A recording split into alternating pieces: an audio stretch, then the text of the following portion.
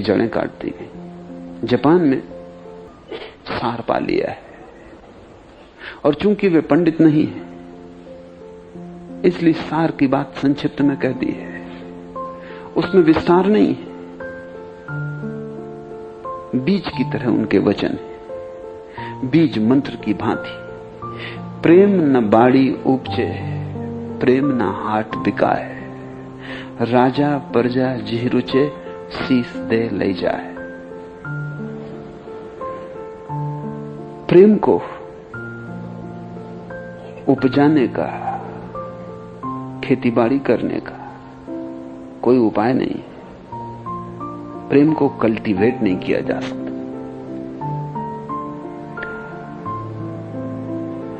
नहीं तो बाजार से खरीद लेते हैं, किसी से उधार ले लेते हैं, कहीं से चोरी कर लेते हैं, किसी से सीख लेते हैं, किसी गुरु के पास बैठ जाते हो, प्रेम सीख लेते। प्रेम सीखा भी नहीं जा सकता। और अक्सर ऐसा हो जाता है, जो लोग प्रेम सीख लेते हैं उनके जीवन में प्रेम बिल्कुल खो जाता है।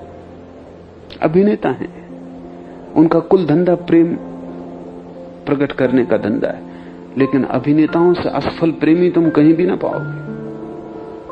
होना तो उल्टा चाहिए, क्योंकि 24 घंटे वो धंधा ही प्रेम प्रकट करने का करते हैं, लेकिन उनका प्रेम का जीवन बिल्कुल असफल होता है। क्या कारण? क्योंकि जो ऊपर ऊपर से सीख लेता है वो भूल ही जाता है कि प्रेम ऊपर से सीखा ही नहीं जा सकता। वो कोई कला नहीं है कि तुम किसी विद्यापीठ में गए और सीख ली। वो तो खुद आग में उतरने जैसा है, उतरोगे तो ही निखरोगे। वो तो पानी में तैरने जैसा है, उतरोगे तो ही सीखोगे, कोई दूसरा नहीं सिखा सकता। कहीं किसी शास्त्र से, किसी किताब से उसके सूत्र नहीं सीखे जा सकते। प्रेम के संबंध में तुम जान लोगे शास्त्र से, प्रेम को न जान पाओगे। प्रेम न बाड़ी उपजे, बगीचे में प्रेम नहीं पैदा होता। प्रेम न हाट बिकाए, न बाजार में उसकी कोई बिक्री होती। राजा प्रजा जी रुचे, शीस दे ले जाए। और प्रेम के जगत में राजा और प्रजा का भी कोई भेद नहीं, गरीब अमीर का कोई सवाल नहीं है, भिखारी और सम्राट वहां बराबर है। सूत्र एक है, शीस दे ले जाए। जिसको भी प्रेम चाहिए हो उसको अपने को खोना पड़ेगा, अपने अहंकार को, अपने दंभ को, मैं भाव को। वही शीस है, सिर खोना पड़ेगा। और जब तक तुम सिर खोने को राजी नहीं हो तब तक प्रेम पैदा नहीं होगा।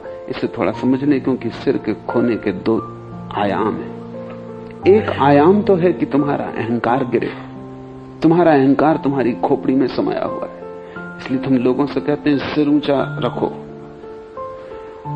अगर किसी का तुमने अपमान कर दिया तो तुम कहते हो उसका सिर नीचा करके दिखा दिया। सिर अहंकार का प्रतीक हो गया है। इसलिए तो जब तुम समर्पण करते हो तो तुम किसी के चरणों में सिर रखते हो। सिर ही क्यों, शरीर में और अंग भी हैं, लेकिन क्योंकि सिर ही अहंकार का प्रतीक है, सिंबॉलिक है। जब तुम किसी के बहुत समर्पण से भर जाते हो तो उसके चरणों में सिर रखते हो, और जब तुम किसी के क्रोध में आ जाते हो तो अपना जूता निकाल के उसके सिर पर रख देते हो। सिर अहंकार है, वो पहला आयाम है। कबीर कहते हैं अहंकार को छोड़ दो तो तुम गरीब हो या अमीर कोई फर्क नहीं पड़ता, शिक्षित अशिक्षित कोई फर्क नहीं पड़ता, गोरे काले कोई फर्क नहीं पड़ता। तुम भर लो प्रेम को और ले जाओ। बाजार में न खरीद सकोगे, नहीं तो अमीर और गरीब को फर्क पड़ जाएगा। अमीर खरीद लेगा, गरीब पीछे खड़ा रह जाएगा।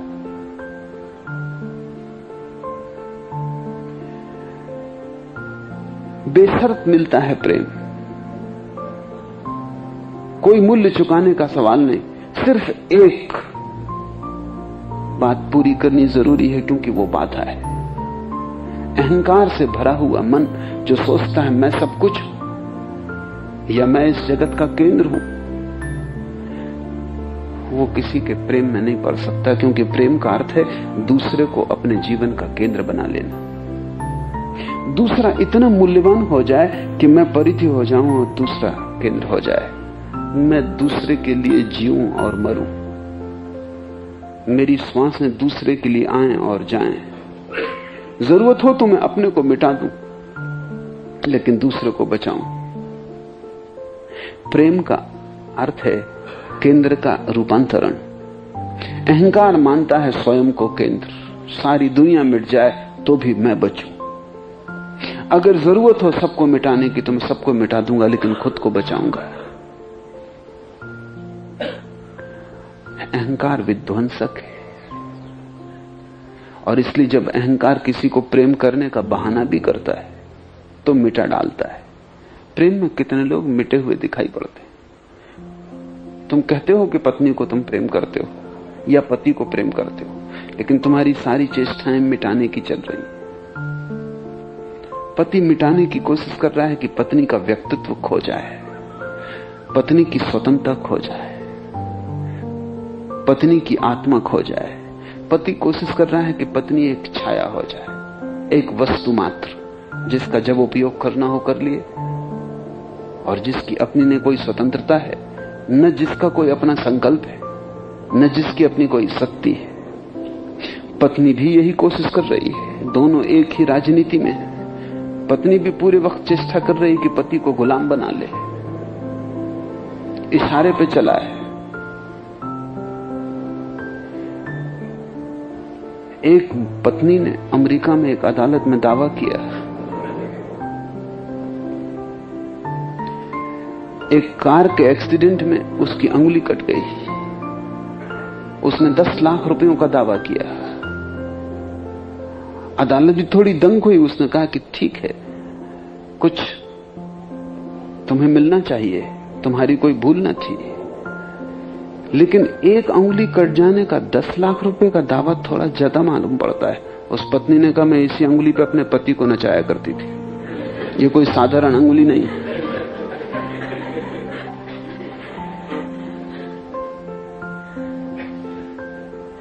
पत्नियां पतियों को नचाने की कोशिश कर रही हैं, पति पत्नियों को कब्जे में रखने की कोशिश कर रहे हैं। इसलिए कलह, तुम विवाह से बड़ी कलह कहीं भी ना खोज पाओगे। और सतत कलह, और सब कलह खत्म होती हैं, सब युद्ध समाप्त होते हैं, शांति की संधियां होती। विवाह की कलह शाश्वत है, वो चलती चली जाती। एक चर्च के पादरी को बिना प्रकाश के गाड़ी चलाने के जुर्म में पुलिस वाले ने पकड़ा और अदालत में ले गया।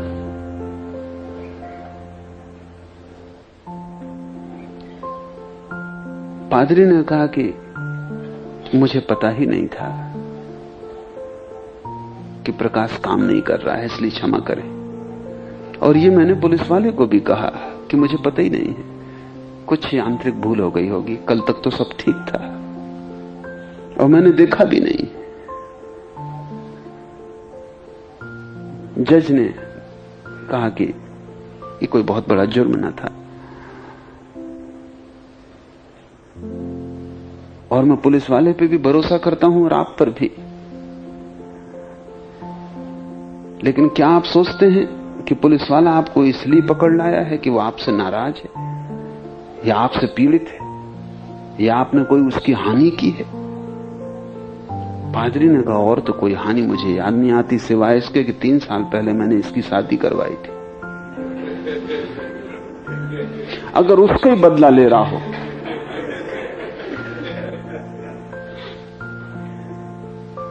विवाह दुख हो गया है, क्योंकि एक संघर्ष है, एक सतत कलह। कलह क्या है? कौन किसका मालिक है? मालकियत, हिंसा का भाव, प्रेम का उससे कोई दूर का भी संबंध नहीं। फिर जब तुम प्रेम कर ही नहीं पाते, बच्चे पैदा हो जाते हैं, उन पर भी वही मालकियत का खेल जारी रहता है। तुम बच्चों को भी दबाने में लगे रहते हो, तुम उनकी भी आत्मा को मारने में लगे रहते हो, क्योंकि उनकी स्वतंत्रता भी तुम्हें खतरनाक मालूम पड़ती। तुम्हारी मानकर चलना चाहिए। तुम जो कहो वही सत्य है। सत्य का तुम्हें भी पता नहीं, सही का तुम्हें भी कोई बोध नहीं है। जिंदगी खुद तुम्हारी व्यर्थ चली गई है, लेकिन एक छोटे से बच्चे के सामने तुम मालकियत का दावा करते हो कि मैं तुम्हारा बाप हूं, इसलिए जो मैं कहूं वो सही है। क्या चाहते हो तुम इस बच्चे को भी मार के एक वस्तु बना देना चाहते हो। इसलिए अक्सर ऐसा होता है कि मरे खोरे बच्चे जिनमें जीवन की धारा नहीं है, माँ बाप उनकी प्रशंसा करते हैं कि बहुत आज्ञाकारी। जिनमें थोड़ा जीवन है, जो जरा उछल कूद कर सकते हैं, जो भागते हैं दौड़ते हैं, जिनको तुम दबा नहीं पाते, माँ बाप उनकी शिकायत करते हैं। लेकिन एक बड़ी हैरानी की बात है कि जिन बच्चों को भी माँ बाप आज्ञाकारी कहते हैं, जिंदगी में वो बेरौनक सिद्ध होते हैं। और जिन बच्चों को भी माँ बाप शैतान मानते हैं, जिंदगी में वे एक चमक लाते हैं। उनके पास ऊर्जा है। लेकिन फिर भी हमारा पूरा षड्यंत्र यह है कि मैं सबको दबा दूं अपने चारों तरफ, मैं मालिक होकर बैठ जाऊं। ये जो मालिकियत की इतनी आकांक्षा है, इसके कारण प्रेम का बीज फूट ही नहीं पाता। प्रेम का अर्थ है अपने अहंकार को विसर्जित करने की कला। अगर तुम सच में ही अपने बेटे को प्रेम करते हो तो तुम अपने अहंकार को छोड़ दोगे बेटे के चरणों में। बेटे के चरणों में भी तुम अकड़ के बाप नहीं बनोगे। और तुम चकित होगे कि तुम अगर अपने अहंकार को छोड़ते हो तो बेटा भी तुम्हारे प्रति अपने अहंकार को छोड़ देता है, क्योंकि हम एक दूसरे को सहारा देते हैं। नहीं तो बेटा भी दुखित है और पीड़ित है और रास्ता देख रहा है कि कब उसे मौका मिले। जल्दी मौका मिलेगा, धीरे धीरे तुम कमजोर होगे, बूढ़े हो जाओगे। वो ताकतवर होगा, जवान होगा, वो तुम्हें सताएगा, वो बदला लेगा। और तुम सोचोगे कि बेटा बिगड़ गया है, लेकिन तुमने जो बोया था वही तुम काट रहे हो।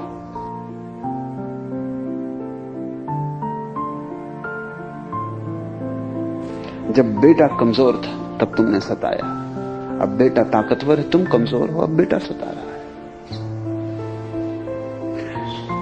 ये सीधा कर्म का नियम है।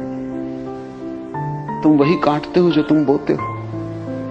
अगर तुमने बेटे के सामने अहंकार की अकड़ न रखी होती तो जब तुम कमजोर होते, बेटे को भी संभावना न थी कि अहंकार की अकड़ रखता। हम एक दूसरे को सताने की ऐसी ऐसी तरकीबें खोज लिए, और ऐसी सुंदर तरकीबें, और हमने उन तरकीबों को फूलों से सजा लिया है, उन पर रंग रौनक कर दी है, उनको हमने सजावट बना ली। हम अच्छे अच्छे नामों से सताते, हम प्रेम के नाम पर मारते, हम व्यवस्था के नाम पर हत्या करते, आज्ञा के नाम पर हम अपने अहंकार की घोषणा करते हैं।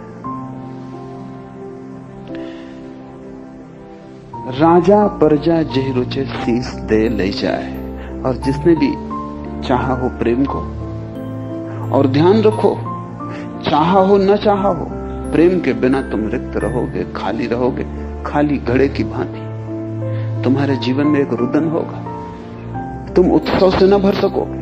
प्रेम के बिना कभी कोई उत्सव को उपलब्ध नहीं हुआ, न कभी हो सकेगा। वो जीवन का शाश्वत नियम है।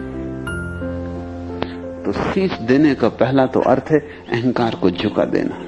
जहां भी प्रेम है वहां अहंकार झुक जाता है, चाहे अपने से छोटा ही क्यों ना हो, तुम्हारा बेटा ही क्यों ना हो।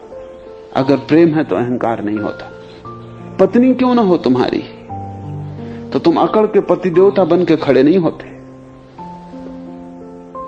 वहां तुम झुक जाते हो। और ऐसा नहीं कि तुम किसी के सामने झुक रहे हो, कि पत्नी के सामने झुक रहे हो, कि पत्नी तुम्हारे सामने झुक रही। वस्तुतः दोनों ही प्रेम के सामने झुक रहे हैं, दोनों ही प्रेम के देवता के चरणों में झुक रहे हैं। कोई किसी के सामने नहीं झुक रहा है, दोनों ही झुक रहे हैं। चाहो तो कहो एक दूसरे के सामने झुक रहे हैं, और चाहो तो कहो कि दोनों के बीच में कोई है प्रेम का देवता अदृश्य, उसके सामने झुक रहे हैं।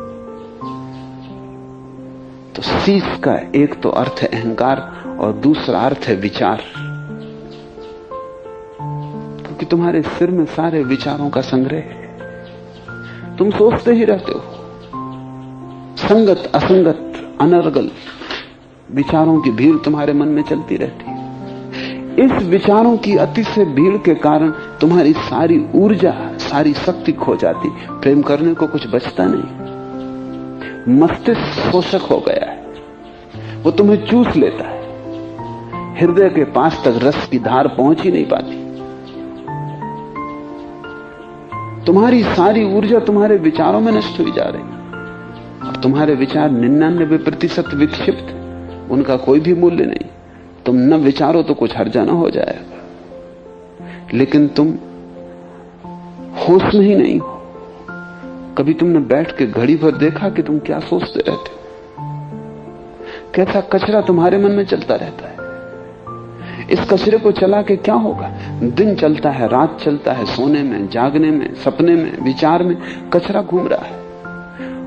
और ध्यान रखना कि छोटा सा भी विचार चलता है तो तुम्हारी शक्ति को नष्ट कर रहा है। वैज्ञानिक इस नतीजे पे पहुंचे हैं कि अगर तुम 1 घंटे जाके खेत में कुदाली लेके गड्ढा खोदो तो जितनी शक्ति समाप्त होती है 15 मिनट विचार करने में, चिंता करने में उतनी ही शक्ति समाप्त होती। चौगुनी शरीर के श्रम से, मन के श्रम में समाप्त होती। शरीर का श्रम तो कम हो गया है आदमी का, मन का श्रम बढ़ गया है। सिर शोषक हो गया है, वो किसी और तरफ शक्ति को जाने ही नहीं देता, सारी शक्ति को खुद ही पी लेता है। हृदय आक्रामक नहीं है, वो प्रतीक्षा करता है, प्रतीक्षा करने की वजह से ही वंचित है। जब तक तुम सिर को न गिरा दोगे, विचार को न गिरा दोगे, तब तक तुम्हारे हृदय में मरुस्थल रहेगा। जल के स्रोत वहां तक न पहुंच पाएंगे, और वहां पड़ा है बीज प्रेम का। जल स्रोत वहां तक पहुंचे तो ही प्रेम अंकुरित होगा। कहते हैं कबीर, प्रेम न बाड़ी उपजे, प्रेम न हाट बिकाए, राजा प्रजा जी रुचे, शीश दे ले जाए। शीश देने को ठीक से समझ लेना। विचार और अहंकार 2 छूट जाएं तो तुम्हारा सिर गिर गया। अब प्रेम की संभावना खुली, अब प्रेम खिलेगा। अब तुमने प्रेम के बीच से बाधा हटा दी। तुम्हारी खोपड़ी के अतिरिक्त और कोई बाधा नहीं है, वही पत्थर की चट्टान की तरह बीच में पड़ी। पोथी पढ़ पढ़ जग मुआ, पंडित हुआ न कोय, 2.5 आखर प्रेम का पढ़े सो पंडित होए। कहते हैं कबीर, पोथी पढ़ पढ़ के अनेक लोग मर जाते हैं, जीवन भर पढ़ते रहते हैं और मर जाते हैं, फिर भी ज्ञान को उपलब्ध नहीं होते, क्योंकि ज्ञान का कोई संबंध विचार से नहीं है। विचार को तो उपलब्ध हो जाते, बहुत विचार को उपलब्ध हो जाते। जितना तुम पढ़ोगे, सुनोगे, संग्रह करोगे, स्मृति भारी होती जाएगी। तुम बहुत कुछ जान लोगे बिना जाने, बिना पहचाने। केवल शब्दों के कारण तुम्हें यह भ्रांति आ जाएगी कि मैं ज्ञानी हो गया हूं। पोथी पढ़ पढ़ जगमुआ, पंडित हुआ न कोय, 2.5 अक्षर प्रेम का पढ़े सो पंडित होए। कबीर के लिए पांडित्य की परिभाषा ज्ञान की परिभाषा है, जिसने प्रेम के 2.5 अक्षर पढ़ लिए। और प्रेम के 2.5 अक्षर पढ़ने का कोई उपाय पोथी में नहीं, जीवन की पोथी में ही पढ़ना पड़े, जीवन के विद्यालय में ही आना पड़े, जीवन के प्रांगण में ही वे 2.5 अक्षर पढ़े जा सकते। 2.5 अक्षर,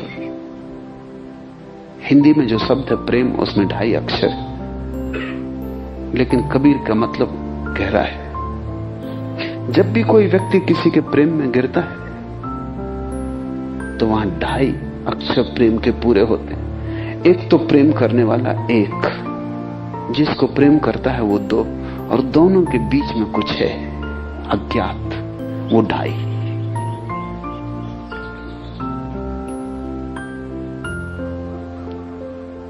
और उसे क्यों कबीर आधा कहते हैं, ढाई क्यों तीन कह सकते हैं? आधा कहने का कारण है और बड़ा मधुर कारण है। कबीर कहते हैं प्रेम कभी पूरा नहीं होता, कितना ही पूरा होता जाए तुम कभी तृप्त नहीं होते। कभी ऐसा नहीं लगता कि बस आ गई पूर्ति, संतुष्ट हो गए। प्रेम कितना ही होता जाए अधूरा ही बना रहता है। वो परमात्मा जैसा है, कितना ही विकसित होता जाए, पूर्ण से पूर्णतर होता जाता है, फिर भी विकास जारी है। जैसे प्रेम की जो अधूरापन है वो उसकी शाश्वतता है। इसे ध्यान रखना कि जो भी चीज पूरी हो जाती वो मर जाती, पूर्णता मृत्यु है, क्योंकि फिर बचा नहीं कुछ करने को, होने को कुछ बचा नहीं, आगे कोई गति ना रही। जो भी चीज पूर्ण हो गई वो मर गई, मरी जाएगी, क्योंकि फिर क्या होगा? सिर्फ वही जी सकता है शाश्वत, जो शाश्वत रूप से अपूर्ण है, अधूरा है, आधा है। और तुम कितना ही भरो वो आधा रहेगा। आधा होना उसका स्वभाव है। तुम कितने ही तृप्त होते जाओ फिर भी तुम पाओगे हर तृप्ति और अतृप्त कर जाती है। जितना तुम पीते हो उतनी ही प्यास बढ़ती चली जाती है। ये ऐसा जल नहीं है कि तुम पी लो और तृप्त हो जाओ। ये ऐसा जल है कि तुम्हारी प्यास को और जलाएगा। इसलिए प्रेमी कभी तृप्त नहीं होता और इसलिए उसके आनंद का कोई अंत नहीं, क्योंकि आनंद वहीं अंत हो जाता है जहां चीजें पूरी हो जाती हैं। कामी तृप्त हो सकता है, प्रेमी नहीं। काम का अंत है, सीमा है। प्रेम का कोई अंत नहीं, कोई सीमा नहीं। प्रेम आदि अनादि है, वो ठीक परमात्मा के स्वरूप का है। इस जगत में प्रेम परमात्मा का प्रतिनिधि है। समय की धारा में समयातीत का प्रवेश है। मनुष्य की दुनिया में अतिमानवीय के किरण का आगमन है। प्रेम प्रतीक है यहां परमात्मा का, और उसका स्वभाव परमात्मा जैसा है। परमात्मा कभी पूरा नहीं होगा, नहीं तो जगत समाप्त हो जाएगा। उसकी पूर्णता बड़ी गहन अपूर्णता जैसी है। उपनिषद कहते हैं उस पूर्ण से पूर्ण को निकाल लो तो भी वो पूर्ण रहता है, उस पूर्ण में और पूर्ण को डाल दो तो भी वो उतना ही रहता है जितना था। वो जैसा है वैसा ही है, उसमें घटबढ़ नहीं होती। प्रेम भी जैसा पहले दिन होता है वैसा ही अंतिम दिन भी होगा। जो चुक जाए उसे तुम प्रेम ही मत समझना, वो काम वासना रही होगी।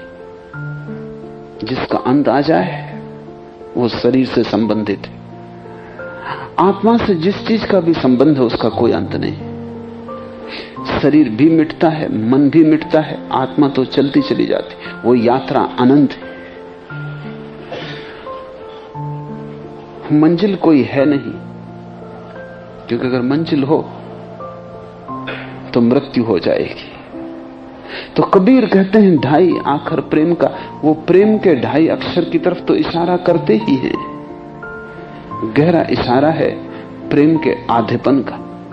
प्रेमी और प्रेयसी के बीच एक अदृश्य धारा है, एक अदृश्य आंदोलन है, एक सेतु है जो दिखाई नहीं पड़ता है, जिससे वे दोनों जुड़ गए हैं और एक हो गए।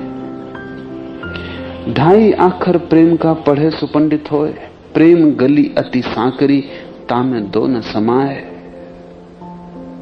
बहुत सकरी गली है प्रेम की, उससे सकरी और कोई गली नहीं, वहां दो ना समा सकेंगे। शुरू में तो ढाई होते हैं, प्रथम चरण में, प्रथम संघात में तो ढाई होते हैं, लेकिन आखिर में प्रेम ही बचता है, बाकी दो खो जाते हैं। लेकिन दोनों को लगता है मैं खो गया हूं, दूसरा है। दूसरे को लगता है प्रेमी खो गया है, मैं हूं। लेकिन वस्तुतः दोनों खो जाते हैं, प्रेम ही बचता है। वो जो मध्य में है वही बचता है, दोनों सिरे खो जाते हैं। प्रेम गली अति सांकरी, ताम में दो न समाए। जब मैं था तब हरि नहीं, जब हरि है मैं नाए। इसलिए परमात्मा का मनुष्य से कभी मिलन नहीं होता, हो ही नहीं सकता, क्योंकि जब मिलन की घड़ी आती तब मनुष्य खो जाता है, और जब तक मनुष्य होता है तब तक मिलन की घड़ी नहीं आती। ऐसे ही समझो जैसे बूंद को तुम सागर में डालो, तो जब तक बूंद सागर में गिर ही नहीं गई है, अभी थोड़ी दूर थोड़ी दूर थोड़ी दूर, तब तक है। सागर भी है, बूंद भी है। ये ढाई की दशा है, गिर रही है सागर की तरफ, गिरती जा रही है, लेकिन अभी बूंद है, सागर भी है, अभी बीच में थोड़ा फासला है। वो फासला प्रेम से भरा है, आकर्षण से भरा है। बूंद सागर की तरफ गिरती जा रही, लेकिन अभी मिलन नहीं हुआ। जिस घड़ी मिलन होगा उस दिन एक रह जाएगा, ना सागर होगा ना बूंद होगी। बूंद को लगेगा सागर बचा, सागर को लगेगा बूंद बची। इसलिए कबीर एक दूसरे पद में कहते हैं, हेरत हेरत है सखी रहा कबीर हेराई। बूंद समानी समुद्र में सोकत हेरी जाए। बूंद अब सागर में गिर गई, अब उसे वापस कैसे निकाले। ये एक तरफ से, कबीर की तरफ से बूंद की तरफ